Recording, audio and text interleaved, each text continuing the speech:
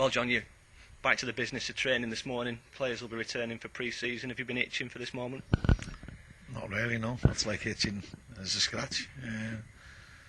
I'm looking forward to getting going again. Trying to erase the memories of the playoffs. And I'm still a bit raw over it. I'm still upset with myself. I thought I could have done better. My decision-making process should have been better. And the only way you can eradicate things like that is to get back playing. And so I'm looking forward to the games more than anything. Summer always brings about player movements, bit of a merry-go-round. Was it inevitable that you'd lose one or two after the reputations they built for themselves?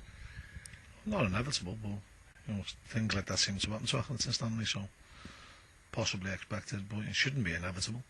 Because it wasn't inevitable these players were going to go anywhere last year. So last summer you lost some crucial players from the season before. This summer it looks like you've done the same. It didn't stop you last season though. Do you still feel confident about bringing players in and tying current ones down to new contracts? Well, what's the alternative? Don't get under the seat and woe is me. We'll do our best like we always do. And we'll try and play a certain way, and hopefully that'll be successful. And the ethos stays the same no matter what the personnel is. Is that fair to say? I'd like to think so. We've still got enough characters left at the club to maintain what we've always tried to achieve here. And we've still got myself and Jimmy, which our ethos will remain here, and our drive will remain here. And that's something that you can try and instill into new players.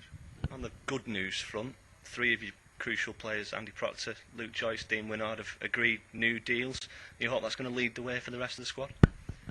Yeah, I'm particularly pleased with Andy Proctor. Well, the three of them, to be honest. But particularly pleased with Andy Proctor. He's approaching legend status here now. As Paul Mullins Mountain, with him departing, he's eased into the place now being Mr. Accrington, and I don't mean that in a detrimental way that he's not capable of going anywhere because he's turned a few places down or something. But he's a great lad, he's a great player, and over the years I've built up a relationship with about 7 or 8 players that are special relationships, where you get to a point where you can trust them unconditionally, and I think Prox fell into one of them categories. And we've had quite a few of them players, and when you get to that point in a relationship and a manager with a player, I think it's a good place to be in. I think the player responds playing wise, and the manager certainly responds to him. And obviously you've got players who were with you last season to tie up to new contracts, but you've also got to cast the net wide now for new recruits. You must have been a busy man over the summer. Busy man on the phone. I spent a lot of time on the phone the last 2 weeks. It doesn't always help when you're sometimes in the other part of the world, and you get frowned upon by your family because you tend to impinge in their oldies, and they hear the same conversation about 20 times. I think my daughter knows more. My daughter and my wife know more about Alex Isak now than probably most people in the country do. Are you confident of getting some new acquisitions done relatively soon now that you're back in pre-season? I'm signing on play today.